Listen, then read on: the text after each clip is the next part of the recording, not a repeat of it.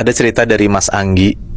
Dia kerja jadi tukang pijit panggilan khusus buat orang-orang kebetulan bermasalah sama keseleo, dislokasi, dan masalah-masalah tulang lainnya lah. Bisa dibilang Mas Anggi ini udah profesional banget, Nat. Langganannya aja udah rame banget, bahkan tiap hari ada yang manggil tuh. Dari semua orderan pijit itu, ada satu pengalaman yang gak bakal dilupain sama Mas Anggi. Pengalaman dapat orderan tengah malam di salah satu mes karyawan di pinggiran Jakarta Timur. Oke. Gue mulai ceritanya ya. Jadi yang tadi gue bilang, saking hampir tiap hari padet banget jadwal panggilannya, Mas Anggi tuh jadi sering banget nggak megang HP, apalagi kalau misalnya lagi pijet. Oke. Dan karena udah terlalu banyak pelanggan, dia tuh jadi sering lupa lah nyimpen kontak dari setiap pelanggan yang ngechat dia gitu. Iya, karena kalau lagi pijat juga tangannya licin kan, nggak pegang HP kan. Bener. Nah, jadi ada beberapa hari sebelumnya tuh dia sempet lah ngechat Mas Anggi. Yang ngechat itu adalah salah satu karyawan mes yang tadi minta pijet karena katanya abis futsal terus jatuh terus dislokasi tuh. Tapi boro-boro disamperin, Mas Anggi tuh hari itu bahkan nggak sempet ngecek HP. Jadi kelewat aja tuh chat si karyawan mes itu. Sampai beberapa saat kemudian nggak dihubungin lagi lah sama si orang ini.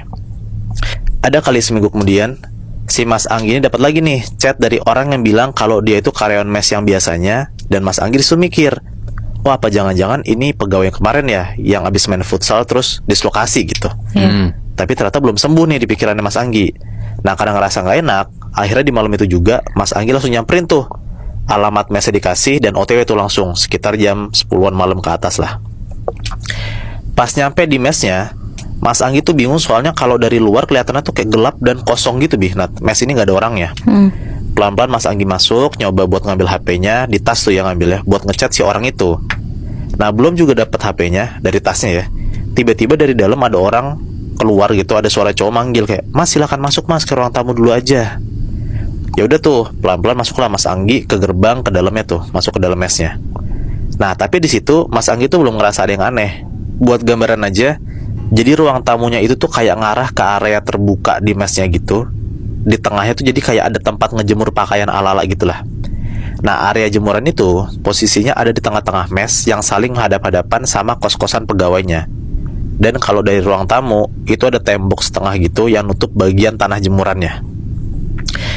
Pas Mas Anggi bengong ngelihat ke arah lahan jemuran yang kosong itu di depannya dia, tiba-tiba kencang banget ada kayak bruk gitu. Nah, Mas Anggi ngeliat lah, ternyata kayak ada orang, ini cowok, jatuh dari lantai atas persis banget di lahan jemuran tadi. Kayak orangnya tuh sengaja lompat gitu, Nat. Tapi badan tuh full ngadep ke tanah jatuhnya, jadi kayak punggung gitu loh. Jadi kelihatannya tuh punggungnya doang kalau dari depan. Langsung lah Mas Anggi ngeliat ada orang jatuh, langsung disamperin tuh sama dia. Tapi aneh banget, Nat. Pas Mas Anggi nengok dari sebelah tembok setengah yang udah tutup tadi, katanya sosok yang barusan terjun dari atas itu udah kayak posisi mau berdiri dan kayak nggak kelihatan sakit sama sekali. Ya wujudnya orang, masih orang gitu. Ya paling cuman ada beberapa bekas luka basah doang, kayak habis kecelakaan gitulah di beberapa bagiannya. Cuman ya kayak orang habis jatuh dari atas, tapi masih sehat-sehat aja gitu. Nah, karena khawatir, Mas Anggi tuh nanyalah kondisinya ke cowok ini. Tapi si cowok ini cuman diem doang, terus senyum ke arah Mas Anggi sambil tangannya tuh kayak mempersilahkan Mas Anggi buat balik ke ruang tamu gitu. Ditemenin tuh sama si cowok ini. Orang kata Mas Anggi aja, untuk beberapa menit tuh dia duduk di ruang tamu terus ngobrol sama cowok ini. Dan di situ akhirnya Mas Anggi tahu tuh keluhannya si cowok ini, ternyata dia beneran seminggu lalu yang ngontak Mas Anggi tapi nggak disamper. Mas Anggi langsung tuh minta maaf karena minggu kemarin nggak jadi nyamper gitu kan. Ditanyalah sama Mas Anggi, kok masih belum sembuh? Nah, cowok ini bilang ternyata dia sempat kecelakaan. Itu tuh jadi makin parah lah kondisinya. Udahlah, akhirnya si sosok cowok ini langsung berdiri dan katanya kayak mau nyiapin tempat buat pijet di kamar paling ujung. Nggak ada yang aneh sama sekali sampai pas si sosok ini tuh jalan makin jauh dari Mas Anggi. Di situ tuh nyaring banget baru kedengeran ada kayak suara jalan cowok gitu. Tapi kayak suara tuh kayak tulang-tulang patah gitu, Nat. Kayak dibenturin ke tuk tuk tuk tuk gitulah. Kayak suara tulang dibenturin gitulah.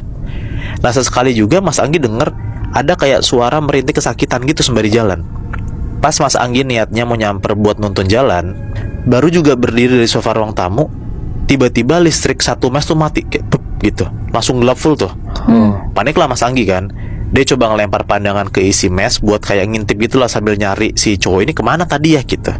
Dipanggil sama Mas Anggi nih, Mas, maaf Mas, di mana jadinya Mas gitu. Nah, terus pas Mas Anggi coba ngelihat ke arah lorong yang dituju ke cowok itu, Dia ngeliat lah, pas dia lagi ngintip nih, si Mas Anggi ngintip, dia lihat dari ujung pintu kamar ada juga bayangan kepala yang ngintip ke arah Mas Anggi kayak nongol gitu. Nah terus sosok ini kayak lagi ngelambain tangannya semacam buat nyuruh Mas Anggi nyamperin gitu loh. Oke. Nah Mas Anggi mikir, oh ini si cowok itu dong. Daripada dia sendirian di ruang tamu, disamperin lah sama Mas Anggi nih ke ruangan itu. Pas masuk ke ruangan yang dimaksud, ternyata itu bukan kamar mes. Itu tuh kayak ruangan yang sengaja dijadiin kayak musola bersama gitu, Bihnat. Dan di situ udah ada si cowok itu lagi tiduran tengkurap. Nah yang namanya mati listrik kan nggak bisa ketebak ya, kayak hidupnya lagi kapan gitu kan. Takutnya semalaman tuh. Di situ akhirnya Mas Anggi kayak mikir, ya udahlah gue pijet aja sekarang nih orang gitu. Pakai senter dari HP-nya Mas Anggi buat kayak ada pencahayaan gitulah. Mas Anggi mulai pijet tuh. Sekali Mas Anggi juga nyoba buat ngajak ngobrol si orang ini, tapi kok beda banget nih sama yang di ruang tamu. Tiba-tiba si cowok ini tuh jadi kayak diem banget, badannya full dingin, dan setiap diajak ngomong bukan ngejawab, tapi cowok ini malah kayak berdem, gitu loh, kayak tipikal orang yang kalau diajak ngobrol tuh males gitu. Udahlah akhirnya si Mas Anggi mikir, oh mungkin nih cowok emang gak mau diajak ngobrol nih sekarang. Pas dia mijet beberapa bagian tubuh si cowok ini, kayak pundak, punggung, pinggang, paha gitu, dia tuh ngerasa kayak ada benjolan lebam gitu, Bihnat. Otomatis kalau ada benjolan gitu, Mas Anggi ya coba buat ngejauhin titik itu dong gitu. Terus pindah ke bagian badan lainnya lah. Nah yang gila di sini, Bi, lo tahu kan ada teknik pijet yang kalau bagian lutut gitu, kaki tuh ditekuk buat diteken ke arah pantat gitu loh, kayak dipletekin ke arah pantat gitu, kebayang gak lo? Nah Mas Anggi ini nyobalah buat gituin kaki si cowok ini, tapi kakinya tuh pas digituin sama Mas Anggi tuh kayak kaki tuh berasa lemes, kayak nggak ada ototnya sama sekali. Dan pas selesai ditekuk dan ditekan kayak gitu, tiba-tiba kakinya tuh nggak balik ke posisi semula. Ya. Jadi dari kakinya tuh pas ditekuk ke arah pantat nempel gitu, jadi kayak letter L gitu. Anjir. Kayak kasarannya ya, sendi-sendi di kakinya tuh putus gitu loh. Dan ini baru pertama kali selama Mas Anggi pijet ada kejadian kayak gitu. Ya panik lah Mas Anggi kan, langsung dia bilang lah kayak, Mas kaki ramas, nggak apa kan Mas? Nah di situ cowok itu cuma bilang kayak, nggak apa Mas, lanjut aja ke bagian tangan aja gitu. Udah tuh sambil bingung Mas Anggi lanjut lagi lah tuh pijet ke arah tangan.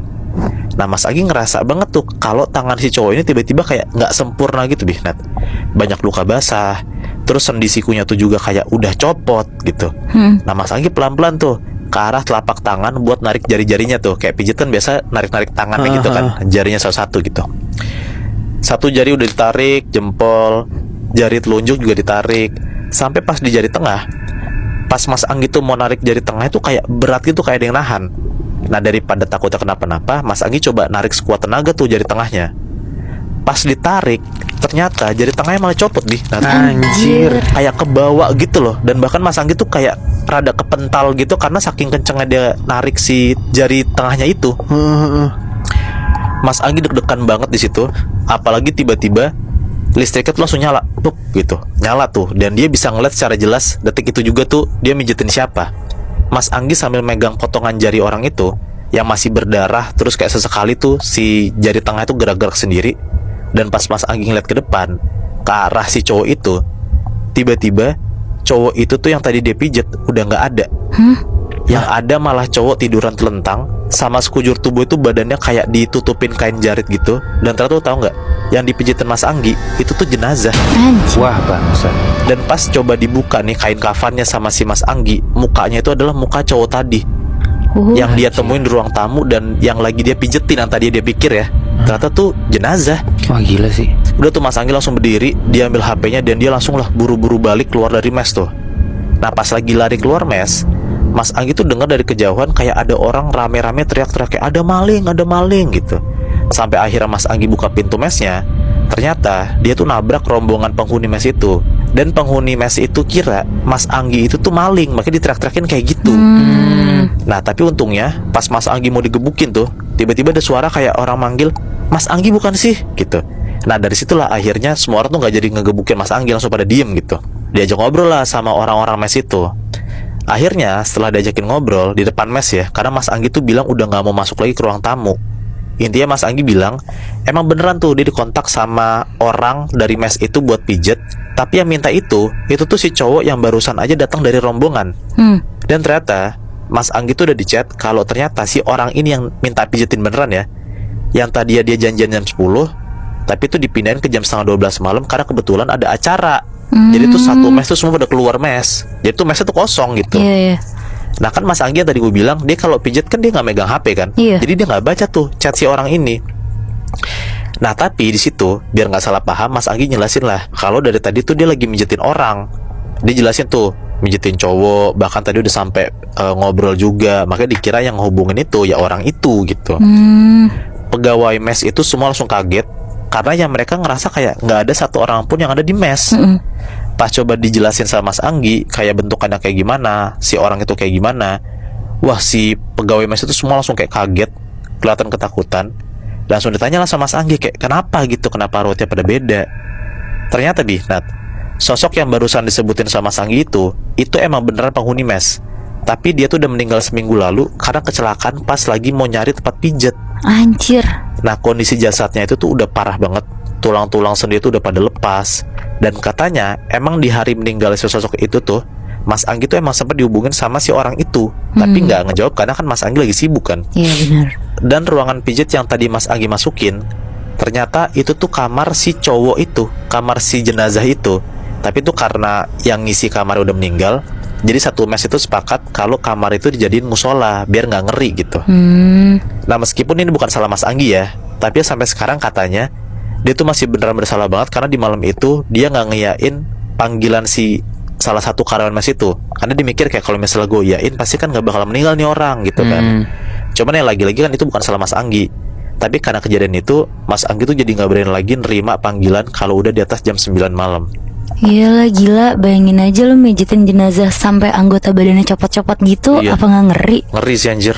Walaupun emang dari awal nggak tahu ya sebenarnya dia emang, maksudnya ya arwah gitu ya. Iya. Karena emang bukan jenazah asli kan, Iya. dikuburin kan.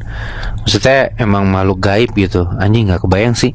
Tapi emang gimana ya kalau kita awalnya nggak tahu, emang nggak berasa ngeri. Iya. Bakal takut kalau kita tuh udah tahu di belakang. Nah, coba lu bayangin ya kalau misalkan lu nih awalnya nggak tahu, tapi lu nyentuh, yang nggak usah mijet deh, lu nyentuh aja, nyentuh seseorang yang ternyata itu tuh makhluk gaib. Rasanya gimana ya? Serem banget lah pasti, Apalagi anjir. kalau misalkan ya, karena dari tadi kita cerita tentang pekerjaan ya atau teman-teman kantor gitu. Coba lu bayangin deh, misalkan lu punya teman kantor lu yang lu nggak tahu sebenarnya mereka makhluk mistis.